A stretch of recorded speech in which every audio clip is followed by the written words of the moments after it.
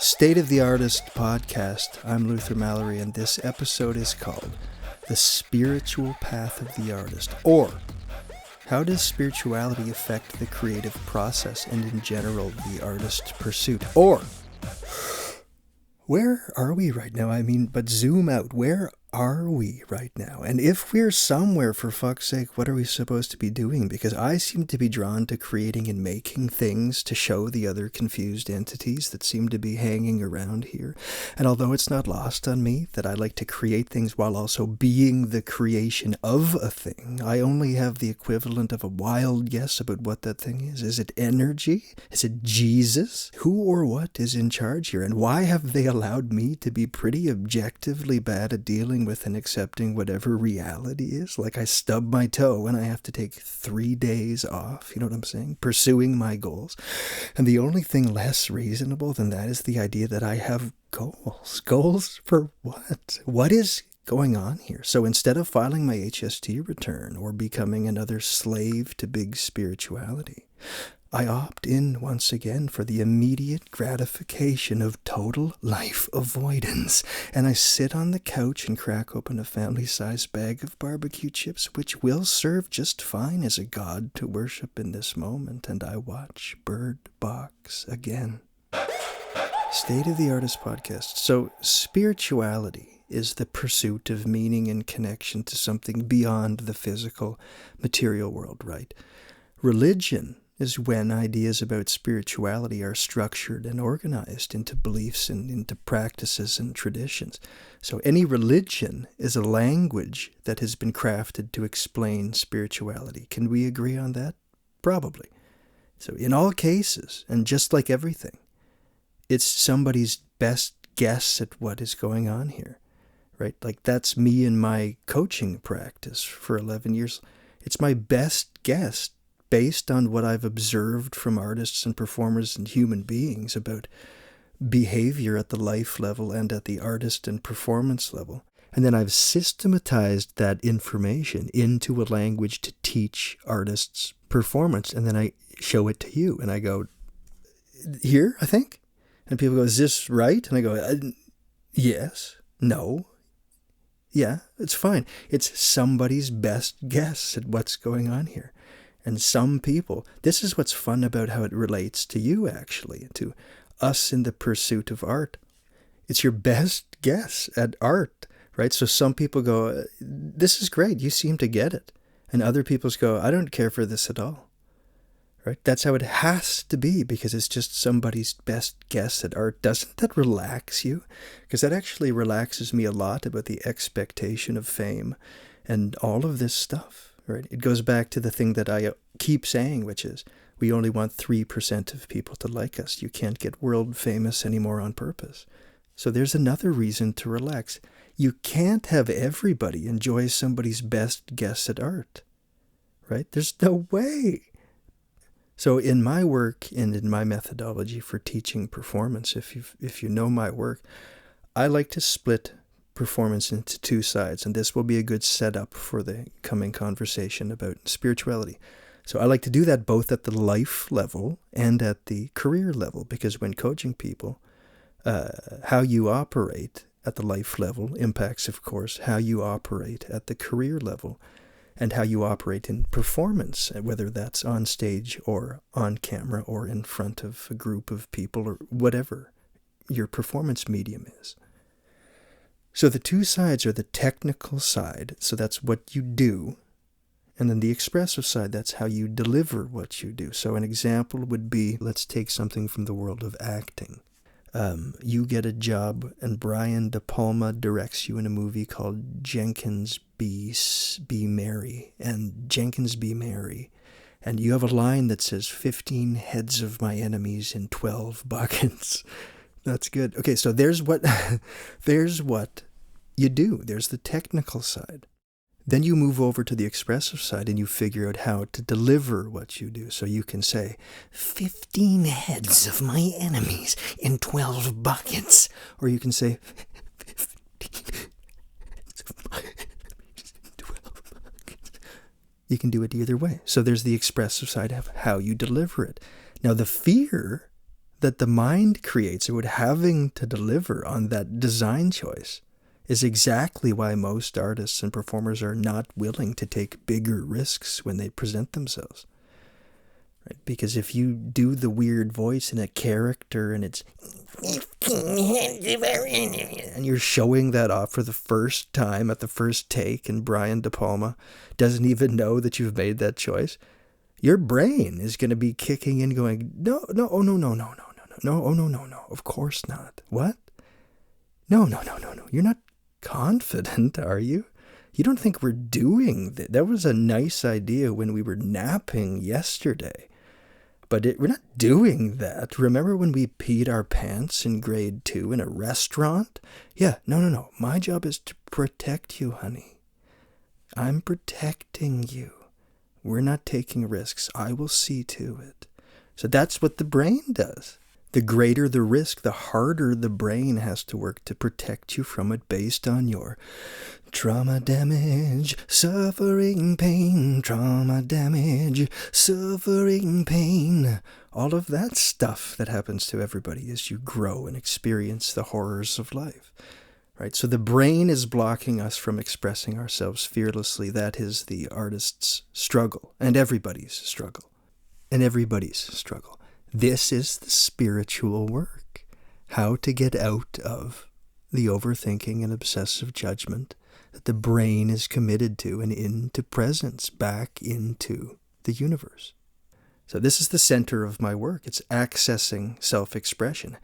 How to get a person out of overthinking and obsessive judgment in life and in performance at the life level and the career level, so they can get back into presence where they will take expressive risks. That's my entire gig for 11 years.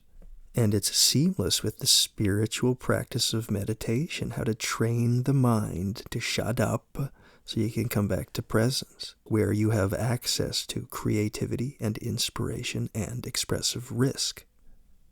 So the technical and the expressive sides, the brain being in the way. Let's continue the setup for this talk about spirituality. Why are you an artist? You are an expression of the universe, and you've been given the gift of ideas. For some reason, you are sensitive to the internal and the external world, and you can see ideas everywhere. And they manifest, let's say, as beams of light, and you can see them more than most people can see them, and you can grab them easily, and you can pull them into your mind's workshop, and you can mold them into the language of art, whatever medium you like, so that you can bring them into the external world and you can share them. You could even share them for money. What? Imagine that. You could share them for money. Yeah, but you can share them for whatever, for money. So let's say that's why you're an artist, because you have the gift of ideas and you know the language of art so that you can mold the idea into something tangible that other people can hold. But let's zoom back even from there and go, where do ideas come from? Where do the beams come from? Well, here's two really cool ideas. You have Plato, the philosopher, who believed that ideas come from a non-material realm that exists beyond the physical world, the spiritual world. Right? And Aristotle, who's Plato's protege or student, said ideas come from sensory experiences and observations of the physical world. Okay, very cool. Here we have an idea from Plato that ideas come from the expressive side, the non-material realm that exists beyond the physical world. And Aristotle believes that ideas come from the technical side, from observing with your senses the world and getting ideas from what you observe and the knowledge that you've acquired turning into ideas. So from the technical side. So that's very neat. Why? Because it's somebody's best guess at what is going on here. That's all it is. That's all any of it is. That's what's fun about life. So because this episode is about spirituality, let's follow my favorite idea, or Plato's thinking, that ideas come from the spiritual plane, or the expressive side. So here's what happens to almost everybody on planet Earth. You begin as a pure expression of the universe, a beam of light that beamed down to Earth and randomly landed in a human being's body, so you went ahead and lived a human being's life. That's what you're doing right now. And some time passes and you start to experience things in life, like rejection and damage and suffering and things that wake up your brain. And your brain starts going, whoa, what the fuck is this? And you go, that's judgment and rejection and suicide and death and danger. And your brain goes, not great. And you go, no, not as good as fun and peeing and eating. No, that's definitely true. So that's what's happening, right? And so the brain gets so riled up over time because of so much accumulated damage that the brain goes, you know what? I don't think you should be in charge anymore. And the brain builds an intake room in your head. And now the beams of light are still coming. But the beams go into the intake room and they get stuck in processing because your brain goes, I'm saving you and us from all of the damage. So anything that comes in here, any idea about doing anything, saying anything, experiencing anything, is going to go into processing, and I'm going to check some things off of a clipboard and sit down with the idea, and I'm going to void that idea or tweak that idea until it's something suitable for how much courage we actually have, which is very little, by the way. Because remember when you got your nipple stuck in a cheese grater when you were 14? Yeah, we're not doing that again. All right? That's why your brain built the intake room. So now you find yourself to be half as cool as you used to be. Why? Because the source energy, the beams of light, are getting trapped in processing and then cut in half and edited, right? So you used to just go, yeah, fair, fuck, yeah, Pepsi, that. And now you go, is that weird? You're just walking around going, is this weird? But before it was Pepsi, that's all. So let's move to religion for a second here, right? Spirituality is the foundational realm of stuff beyond the world and the physical and the material world. Religion is somebody's best guess at a language to explain that, right? And that's what's cool about life. So let me talk about religion for a moment in a story that I'd like to call Luth on the kitchen floor on mushrooms, staring at Gogo, his dog. I always knew that I would like mushrooms. I always knew that. For 15 years, I thought, if I do that, it's going to be excellent for me. Because I always wanted that hero's journey, sitting in the warm bath water of the universe's energy, dissolving my ego, and being in a place of non-judgment where I can learn who I am. I've always wanted that experience. And one evening, I found myself alone at my house, and I walked past a mushroom store, and I went, a mushroom store? And I went in and I said, a mushroom store? And she said, yeah. And I said, this is legal now? And she said, no. And I bought some mushrooms, 7 grams of something called Golden Teacher. So that's good marketing, because it's not called psychotic spider on your face for 10 hours. So I got Golden Teacher. And I went home and I called my brother and I said, I'm going to do 5 grams of mushrooms. And he said, no. And I said, yeah. And he said, no, not by yourself. No. And I said, yeah. And he said, please don't. That's when you have to say, okay. So I called my friend Matt and I said, I'm going to do 3.5 grams of mushrooms. And he said, smoke a little bit of weed with that. And so I ate the 3.5 grams of mushrooms. I lay in my bed with Bijou, my cat, in my armpit, where he sleeps all the time. And it's 8:30 or so p.m., and I'm anticipating having this hero's journey. So I'm like, nothing to do but lay down and shut my eyes and be whisked away into the realm that I desire,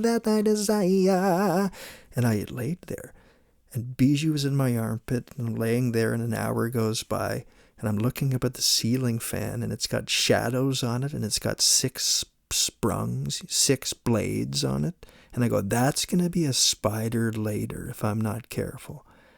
And I go, oh yeah, the weed. So I get up and I go have a bit of weed. And Matt was right. I absolutely zone in.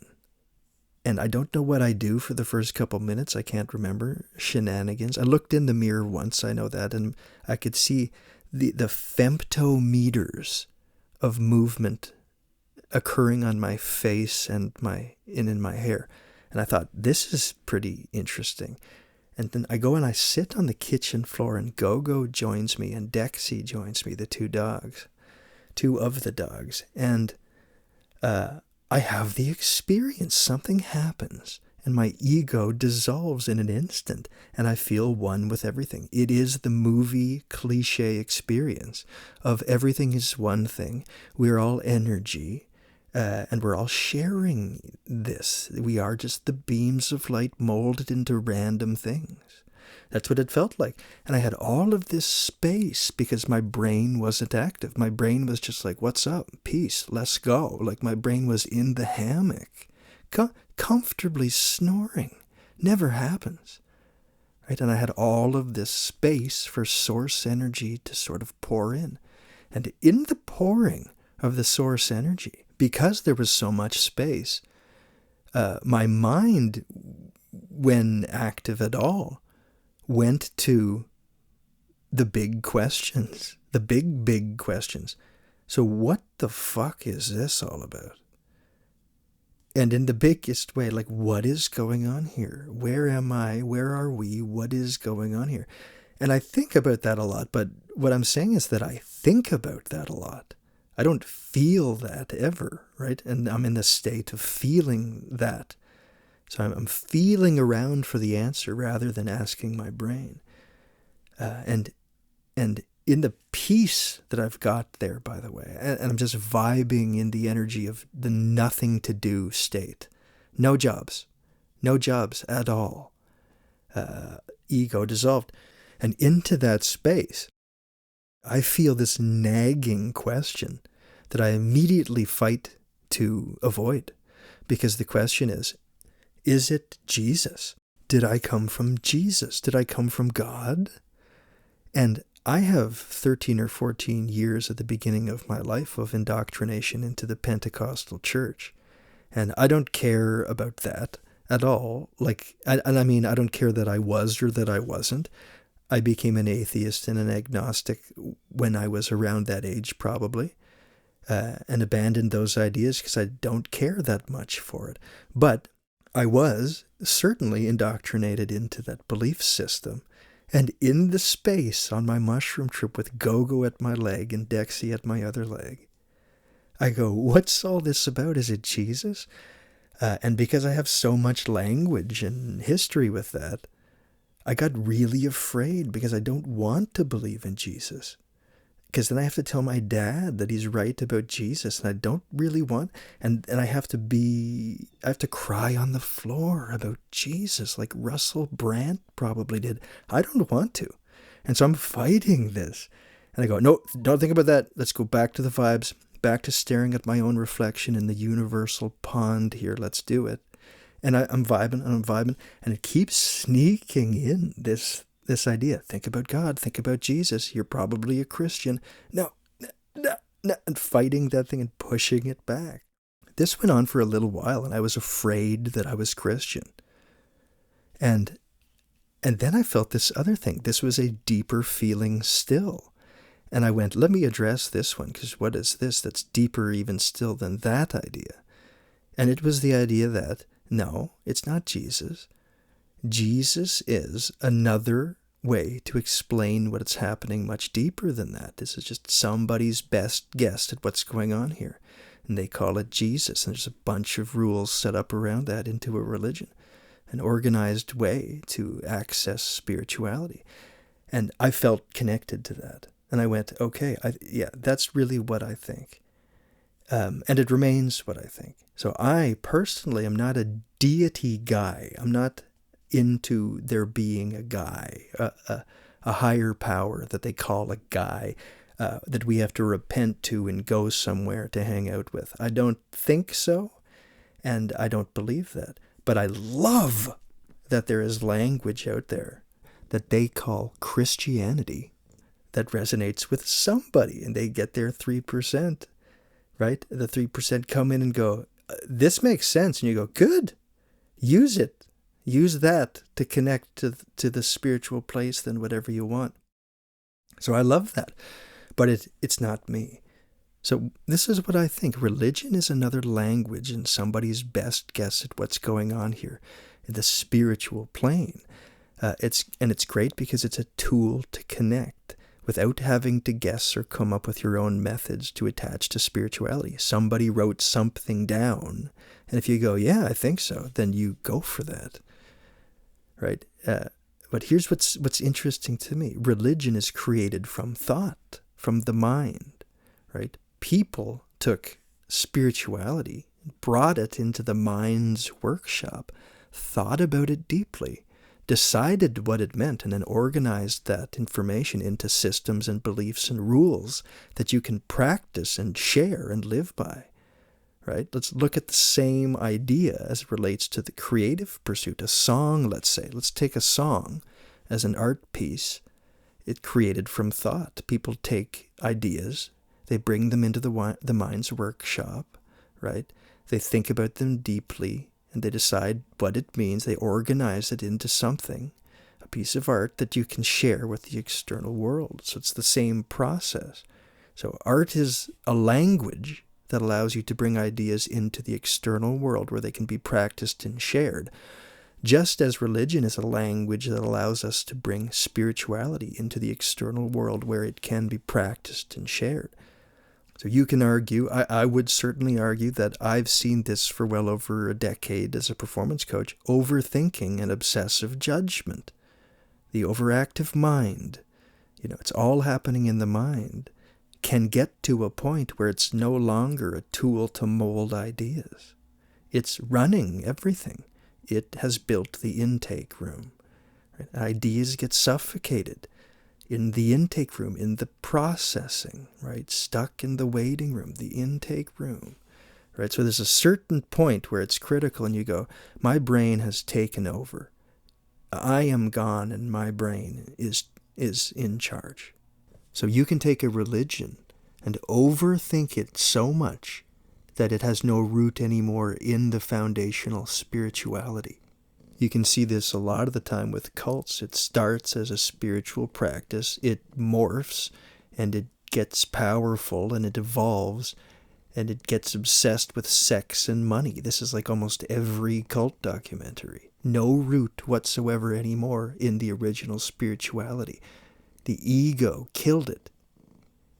And you can take a piece of art or a performance and overthink it so much that it's no longer even attached to self-expression. It's been sort of thought to death. It's being choked to death with thought. You can see this with what AI is already doing with, say, songwriting, right? AI is all knowledge and zero expression. So there's the art that gets made when it's not expressive at all. That's overthinking to the point where it's no longer connected to the foundational expression.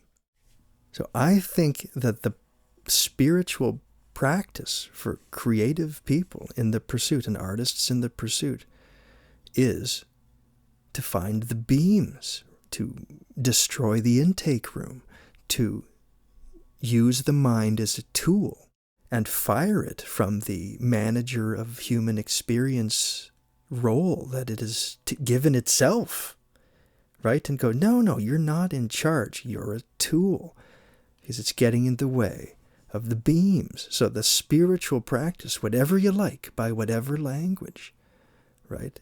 You can come, if you have your come to Jesus moment and he gets you, yeah, let him get you. That's good if that works.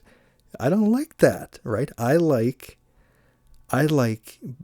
the non-deity, often nature-based spiritual practices and religions, like Buddhism, where we have samsara, we have the cycle of birth and death and rebirth. Makes a lot of sense to me. Oh, you die, and the energy that you are, that we call consciousness, the beam of light, just gets grabbed by something else, right? And then you just go and you're that thing now, right? I love that. I like that. I resonate with energy from the universe that gets recycled in the universe, and the beams of light get grabbed by something else, maybe a human body again, maybe an antelope with 15 legs. Smash! Quick 12-second commercial. Have you been on my YouTube lately? We're 4 episodes deep on the Stage Presence Mastery series. For artists and stage performers, we're analyzing moments from the live performances of many well-known artists. We've done Jacob Collier, the 1975, the Tiny Desk series, and Chapel Roan. Let's find out together what we can apply to our own performances by learning from these legendary artists. Don't forget the Polar Duck throw blanket will still be won by a viewer. So I asked a number of artists the question, how does spirituality impact your creative process and your processes in general as a human and as an artist? And I got a bunch of responses that I'd like to review here now. So look for the patterns, because everybody's saying the same thing, kind of. Let's start with Ellevan. So this is Ellevan. He's a rapper. He's a crazy freestyle artist. He's a podcaster on Disciplined Stoners, which I did recently, and it's awesome. And he made a music video every day for a year. And he's a tree-hugging, lunatic, expressive type artist. My favorite type of person on planet Earth, actually. And really a wise guy. Here's what Ellevan says. I think spirituality plays a role in guidance, into looking into why you are being this expressor, to find the truth in consciousness and to share it in your own way. Having your own sense of guidance along the journey to look past logic, to look past the matter that is now, and know that you're reaching and serving for something greater in consciousness, I think acts as a guide. Yeah. Guidance beyond logic. Okay, so we're picking the expressive side here and picking the beams for sure here. Guidance, which is the language that can take you sort of past logic. So let's keep going. Here's Moksha from a band called Shiva's Rose. I personally think that spirituality has everything to do with art, because it gives you a sense of complete inspiration without having to actively look for it, in the sense that if your reservoir of spirituality that you contain within yourself is coming from a place of purity and authenticity and integrity, the art is somehow yours but also beyond you. I love that. Somehow yours but also beyond you. It belongs to the egoic world, and it belongs to the spiritual world where the beams come from. So Moksha is saying the same thing, which is it gives you a sense of complete inspiration without having to actively look for it. So again, that's the guide. Right? That's the language. You have a language that you can look at, and it'll tell you how to access the beams without having to go digging around for something. Access to inspiration. So next we've got Danah-Lee. So this is a Christian artist, somebody that likes the language that they've chosen to explain spirituality so much that they both draw from it and make music about it.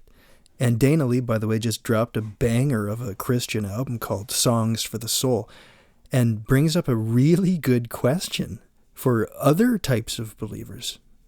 The atheists that don't believe in God or don't believe in anything that's not outside of things that are tangible, like if they're not a spiritual person and they're not, they don't believe in a higher power or things that we cannot see, but they're like incredible, musically, or they're like amazing artists in some ways. Like, what are they drawing from? So I love this question, which is, hey, atheists, what do you get your power from if you don't believe in God? And I think that's a great question, because Danah, has chosen the Christian language to explain what's going on here. Me as an atheist and an agnostic, I find my access to spirituality and to the beams simply outside of my ego and outside of my head. I don't have a need for a creation story or a final destination either. I like sort of the Buddhist practices, perhaps, of the present moment being everything. So if I can get to the mushrooms on the floor with Gogo and Dexy place and get my ego to settle down and not talk, then I can feel the feelings of the universe, and that's where I can draw from the energy of the universe, let's say. And let's do one more. This is Kelly Bado. This is a Winnipeg artist who I've seen live before and is a wonderfully expressive artist from Winnipeg, born in the Ivory Coast.